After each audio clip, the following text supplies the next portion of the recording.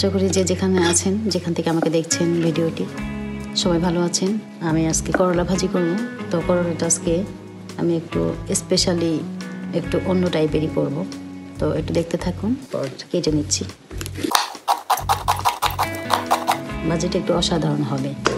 ভাজি তো আমরা সবাই করি, তো এটা একটু স্পেশালি অন্য টাইপের হবে। তো একটু দেখতেই থাকুন কেমন হয়।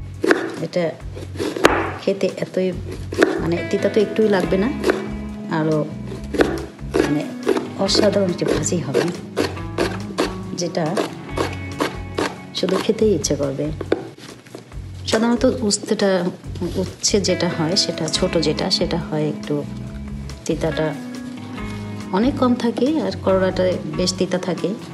তো এটাকে একটু অন্য টাইপের করে করলে, ভিন্ন টাইপের করে করলে তো তিতা খাওয়া ভালো, তবে অনেকে খেতে চায় না তিতার জন্য।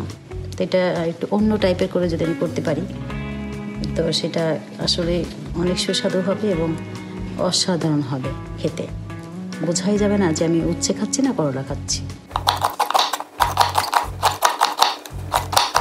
আমি এই সাইজের করে এইভাবে করে কেটে নিচ্ছি, একদম পাতলা পাতলা করে। আমি সব কিছু কেটে রেডি করে নিয়েছি। এই যে করলাটা আমার কেটে ধুয়ে পরিষ্কার করে রেডি করা হয়ে গেছে। তার সঙ্গে আমি নিব সিক্রেট আমার যে জিনিসটা, সেটা হচ্ছে আলু।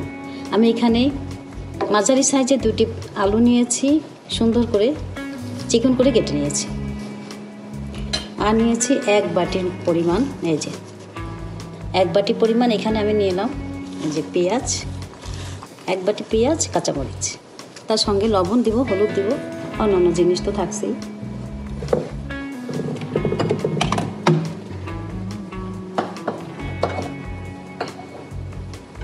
প্রথমে আমি প্যানে দিয়ে দিচ্ছি তেল। এখানে আমি সামান্য তেলটা এখন দিচ্ছি। আর করলাটা আমি এখন পেঁয়াজ দিব না, এখন আমি করলাটা সম্পূর্ণ ঢেলে দিব।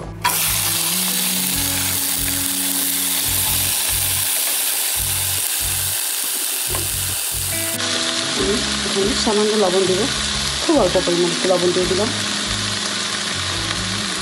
আর দিয়ে দেব হলুদ। হলুদের পরিমাণটাও আমি খুবই সামান্য দিচ্ছি। আমি এখন এটাকে সুন্দর করে নেড়ে চেড়ে ঢেকে দিব। 5 মিনিট আমি এইভাবে ঢেকে রাখবো। তারপর আমি অন্যান্য উপকরণ এটার সঙ্গে অ্যাড করব। আপনারা দেখতেই থাকুন আর সঙ্গেই থাকুন।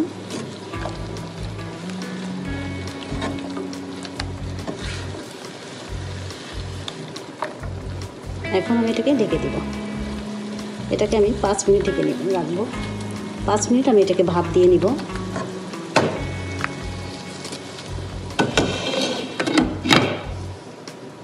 জালটা আমি মিডিয়াম করে দিয়েছি। 5 মিনিট হয়ে গিয়েছে। আমি এখন ঢাকনাটা উঁচু করব। ঢাকনাটা আমি ওপেন করব।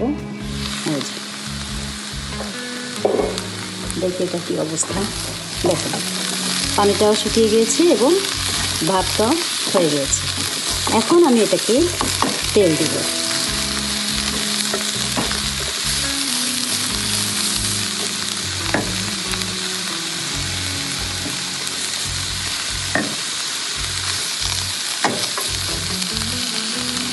কিছুটা তেল আমি এখন দিলাম।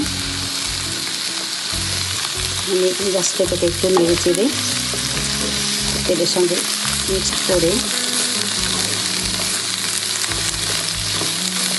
এটার কিন্তু পুষ্টিগুণ একদমই পুরোপুরিটাই অক্ষুণ্ণ থাকবে, কোনো অসুবিধা হবে না।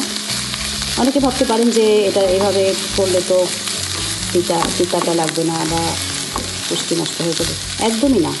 দেখলেন তো, আমি একদম এটাকে ঢাকনা লাগিয়ে হালকা একটু 5 মিনিটের মতো করে আমি তো ভাপ দিয়ে নিলাম। এখন আমি এটাকে এক পাশে চাপিয়ে দিব, এইভাবে রেখে দিব। তারপরে আমি বাকি তেলটা আমি এখানে দিয়ে দেব। এটা করলা ভাজির এবং আলুটা দিব ভাজার জন্য, এই জন্য আমি দেবো। এখন আমি সব পেঁয়াজটা এর ভিতরে দিয়ে দিচ্ছি তেলের উপরে। পেঁয়াজটা একটু বেশি দিলেই একটু ভালো লাগে। ভাজিটাও ভালো লাগে আর তিতাটাও কম লাগবে।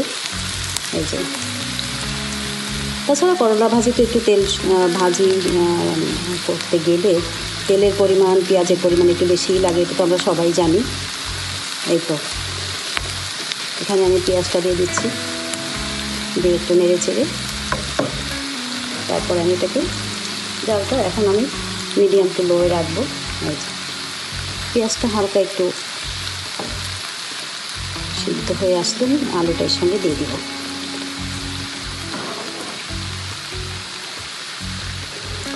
করলাটা আমার পাশেই থাকবে, এটাতে কোনো সমস্যা নেই, পুড়েও যাবে না। এটা আরও এই পাশে আস্তে আস্তে করে ভাজা হতে থাকবে এভাবে। দেখুন পেঁয়াজটা কিন্তু আমার এই পর্যায়ে, আমি এখন আলুটা দিয়ে দেবো এটার ভিতরে। দেখুন পেঁয়াজটা জাস্ট নরম হয়ে আসছে, কিন্তু একেবারেই ভাজা ভাজা হয়নি। তো আমি এখন এটার মধ্যে আলুটা দিয়ে দেবো। তার আগে আমি কিছুটা হলুদ দেবো। আমি কিন্তু আলুটা এটার সঙ্গে মিক্সড করে দিয়েছি। এই পর্যায়ে আমি দেখুন এটাকে ভাজা ভাজা করে নিয়েছি, আর ভাজা ভাজা করতে দেখেন কতটা কমে গিয়েছে, একদম তেল উঠে আসছে। তবে প্যানে কিন্তু ওরকম তেল জমে নাই, দেখেন একটু সময় নিয়ে ভাজতে হবে, তা না হলে তো এটা ভাজা ভাজা হবে না। আর একটু হালকা লালচে ভেজে ভাজাটা হলে খেতে ভালো লাগবে এবং ঝাল তিতা ওরকম লাগবে না। তো এই তো দেখেন একটু সময় নিয়ে ভাজতে হবে, তাহলে জিনিসটা খুবই ভালো লাগবে। যেহেতু এটা তিতা জিনিস আর এটাতে একটু ভাজতেই হবে, না ভাজলে এটা এরকম স্বাদ হবে না। এই যে আলুগুলা কিন্তু একেবারে গলেনি, দেখেন আলু আমার আলুটা দেখেন, আলুটা একেবারে আস্ত আছে। এই যে কিন্তু ভাজিটা কতটা সফট হয়ে আসছে আর অনেক খানিকটা কমে গিয়েছে। এটার পানিটা যত টেনে যাবে শুকনা ভাজা ভাজা হয়ে যাবে, নাড়তে নাড়তে এটাকে এপিট ওপিট করে নেড়ে দিতে দিতে এটা একদম সফট হয়ে আসবে এবং একটা অনেক খানিকটা কমেও যাবে, খেতেও ভালো লাগবে। এরকম ভাজিটা খেতে খুবই সুস্বাদু হয়, খুবই ভালো লাগে। এটা গরম ভাতের সাথে খাওয়া যায়, অনেক সময় পোলাওর সাথেও খাওয়া যায়। এই পর্যায়ে আমি এটার সাথে আমি এখানে 1 চামচ ঘি নিয়েছি, এটা দিয়ে দিব।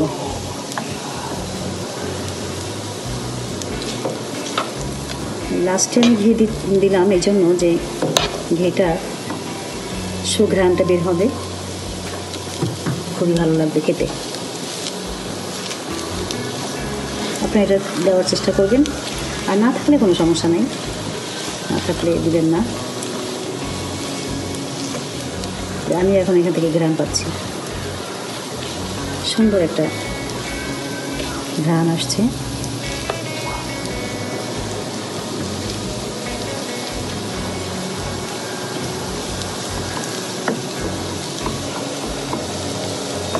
তো এই পর্যায়ে আমি আর কিছুক্ষণ নেড়ে চুলাটা বন্ধ করে দিব, আমার রান্নাটা হয়ে গিয়েছে। তো আপনারা যে যেখান থেকে দেখছেন ভালো থাকবেন, সুস্থ থাকবেন। আল্লাহ হাফিজ।